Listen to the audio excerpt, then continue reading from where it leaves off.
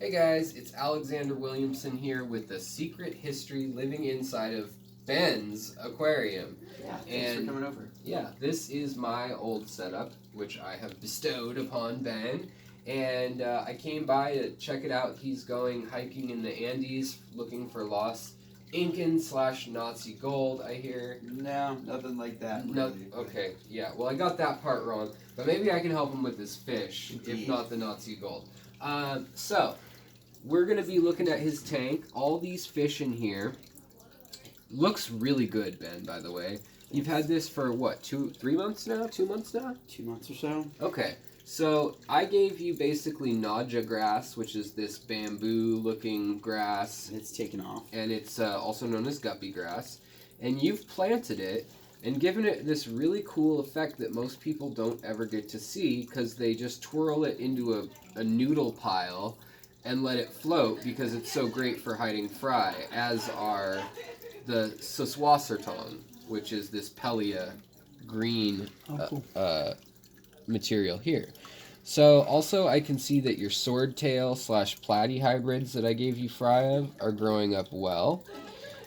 This one up here is a little stunted, and there is another one that I saw swimming by over here who looks very ill in the parasite realm.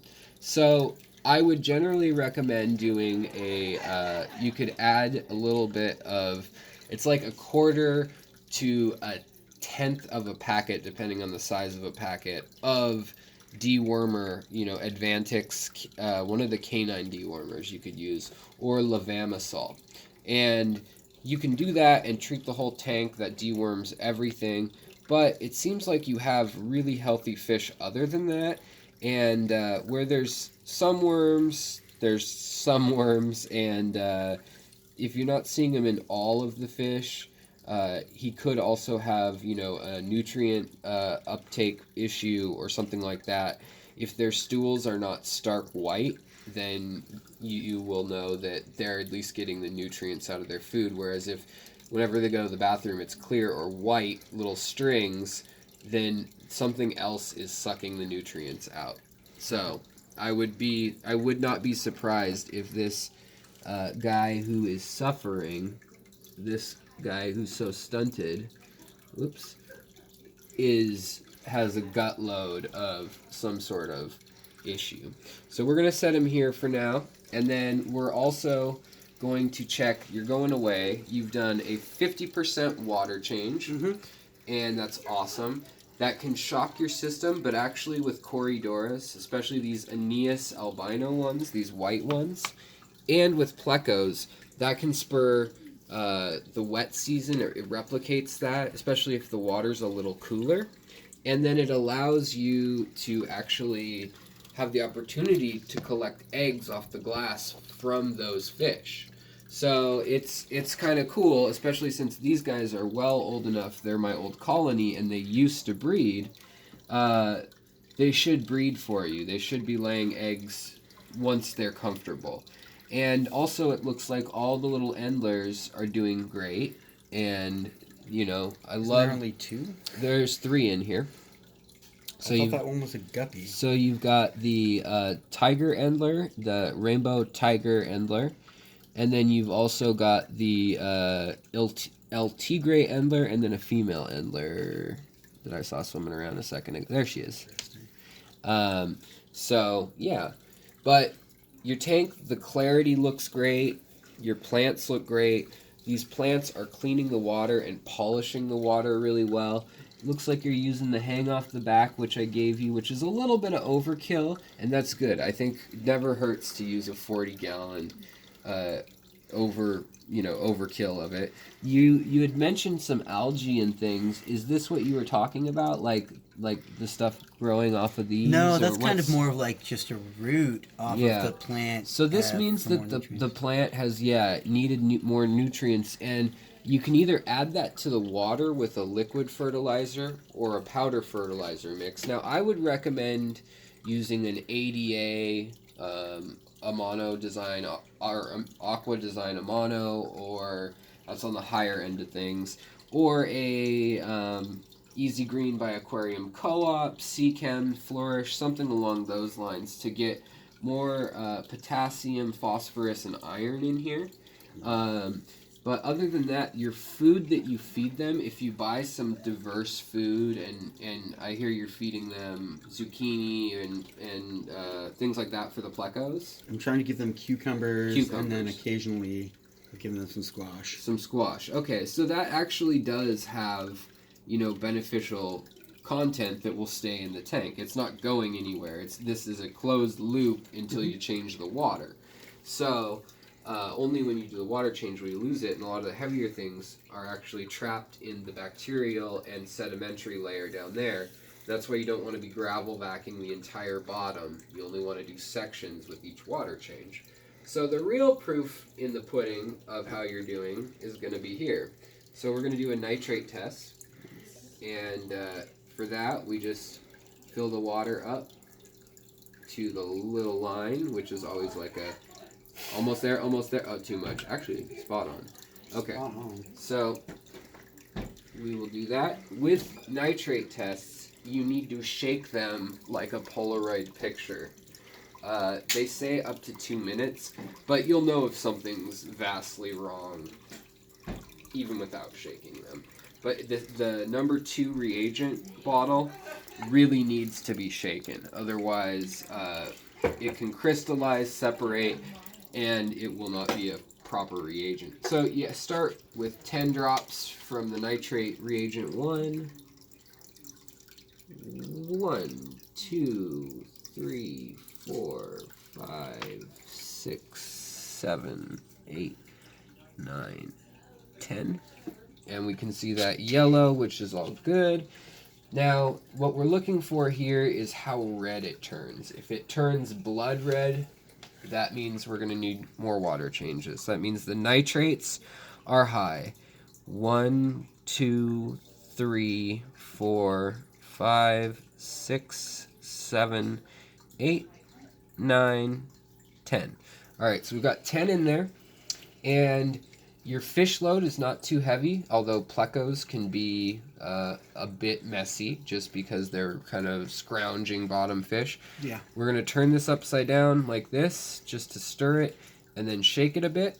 And I expect it to turn a little bit orange. If it doesn't, that means you have no nitrates, which means your plants will be hungry. They actually would need more fish poop. I would advise putting more fish in or getting a nitrate. More fish? That'd be fantastic. Nitrate. Yeah, exactly. More fish would be fantastic. But then I would definitely need to put in some more iron into the water. Right. You would need to then be putting Phosphorus. more of those supplementary minerals rather than... Plants really need carbon, and they need oxygen, nitrogen, and that's the building block. But from there, you've got magnesium, phosphorus, the other essential minerals and irons. Not irons, and metals. This, within 30 seconds, should have been starting to turn orange. So you are above and beyond the Call of Duty, essentially, in your water changes. Now, you can change water too much, in theory, and destroy your bacterial load, but what you would have is you would have a spike in nitrates and ammonia, and I don't see any indication of that. Your fish are all very active and happy, and I'm seeing a slight greeny hint, and that actually means no detectable nitrates, like when it looks more green. So that's great. And you're sure that's not just because of the light's so weird? No, that's the ideal. Oh no, I see. That's the ideal, and if it'll turn orange later if you just let this sit forever. But you can see a hint of orange, so it probably has 2 parts per million nitrate.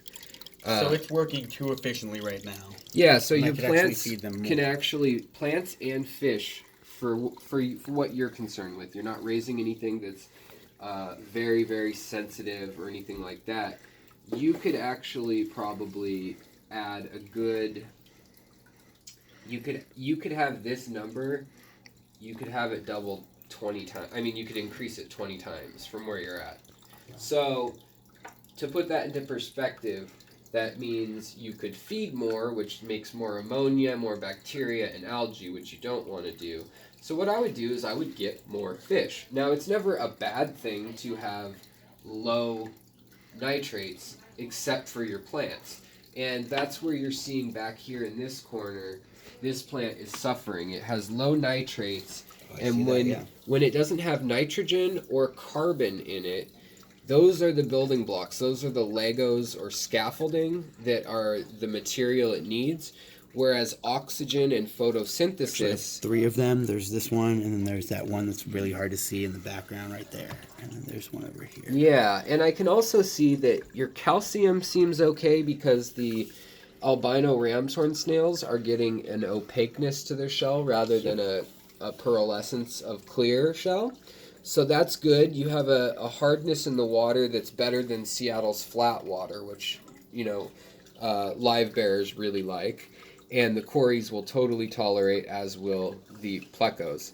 Now, the green dragon... The substrate you left me with, really. Right, and the substrate was a mix of a little bit of sand, a little bit of fluorite, a little bit of Eco-Complete, and then also the wood helps put out tannins. It also can cause a little bit of algae blooming in between, like, these fine leaf plants sometimes. But really, this looks great, man, and I'm very proud of you taking care of this. And I would suggest just moving forward, these fish are going to be happy. The plants convert oxygen, so you could get a lot more color out of your plants, like these colors up in here at the top. Your light's actually fairly strong. It's not a flowering spectrum light, which is fine because it's really hard to flower underwater as far as energy demands go. And so you could get bucephalandra or something like that, some boost, and that would flower, or Anubias would flower under this bandwidth.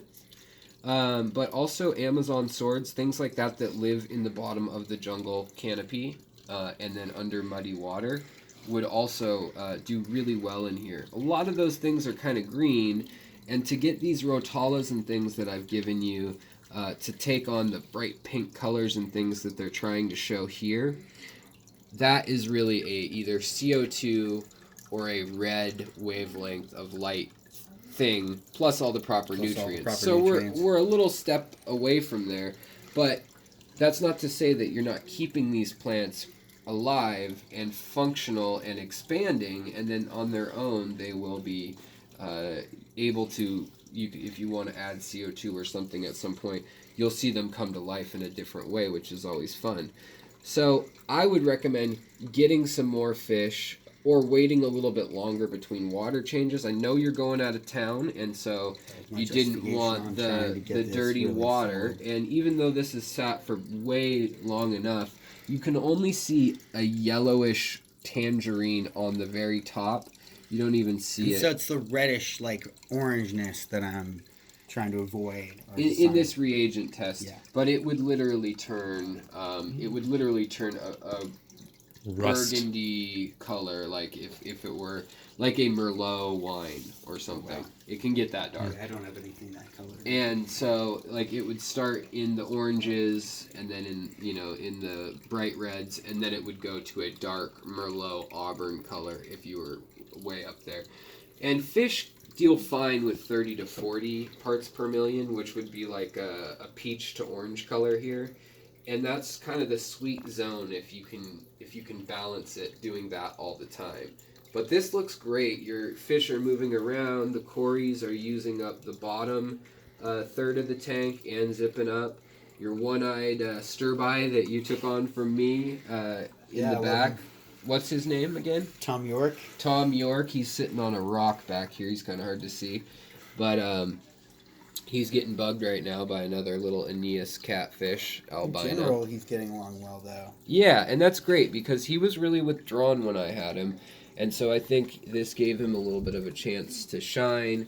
And also it looks like your live bears, if this is actually a female, doesn't end up being a sneaker male, you will have enough fish with these three to have thousands of fish within a year, in theory. Do I really need that many endlers? I don't know. I wouldn't mind if they're that pretty. And that is the question. That As is well as that's with these always the question. swordtail platies, this is going to be a male with that beautiful Of long course, double we've swordtail. already identified that thoroughly. And then the ones that do not share that trait, the ones with the stubbier, shorter bodies like this one here, that would be a female.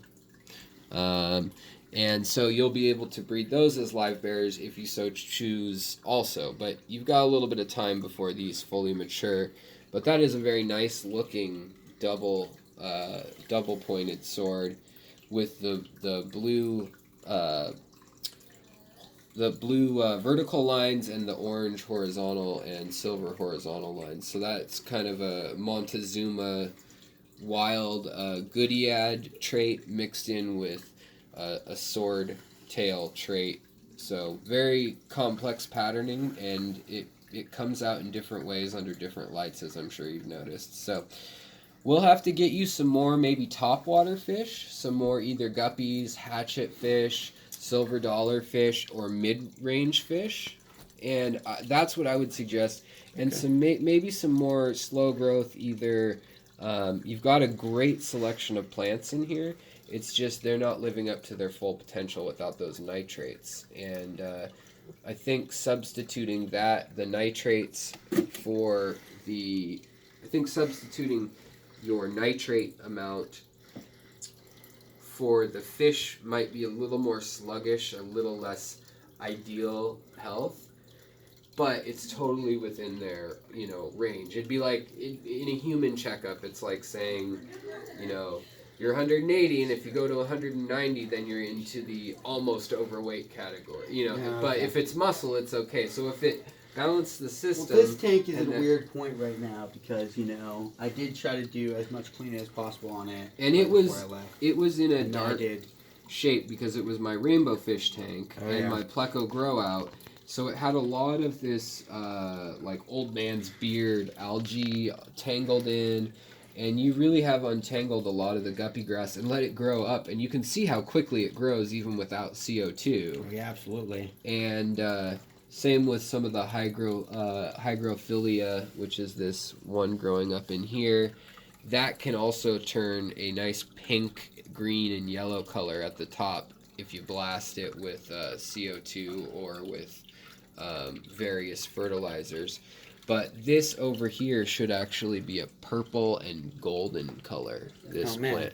So So I've got some work to do. so we can when I come back. improve.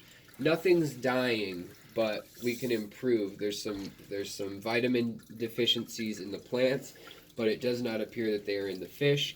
And other than that one sick fish, keep an eye on them. But looks like you're doing great, Ben. And we'll check back in with you and maybe go shopping together, do a live stream, and pick up some new fish or discuss which new fish. Sure.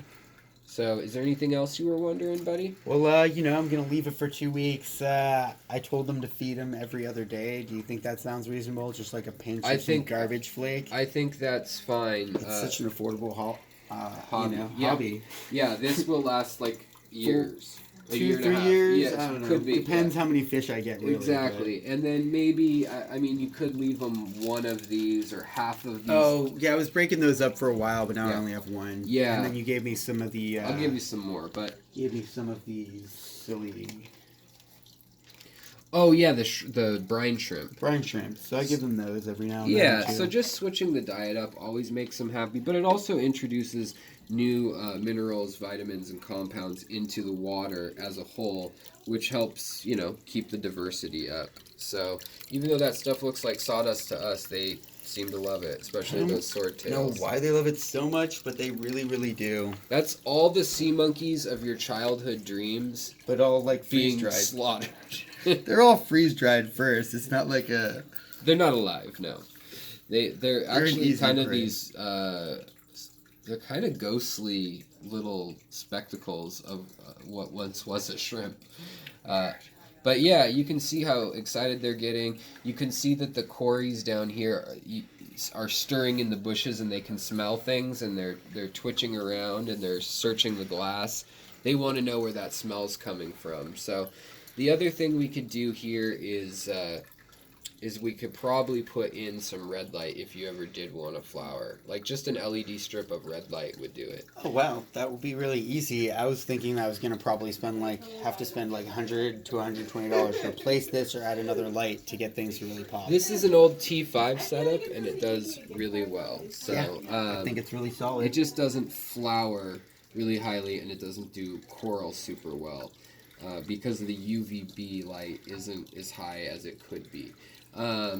So with all that said, thank you so much for sharing the tank that was once mine and is now yours, and I think it Thanks looks for coming better out and checking it out, so I know it'll be safe. And thank you to your friend Tim for Jones filming. For being film assistance. Yep, and if you guys want to see more of this, more tours, any troubleshooting or help, there's the one-eyed stir by Tom York. He was given to me at 4 years old, so he's an old guy with one eye who's just been kicking along, and I thought Ben would be his best friend. They could drink together and tell battle stories. So thank you guys. Please like, subscribe if you want to see more, and there's a link to my Patreon if you'd like to support me getting tanks out into the community and spreading cheer as a fish Santa Claus across the region. This is the second fish tour of the day, so yeah. But thanks Ben. Bring it in for a hug. I love you, buddy. And we'll have you on a live stream soon too. So Happy thanks, New Year guys, to everybody who watches. and Happy New Year's. Yeah, take care, guys. Thanks.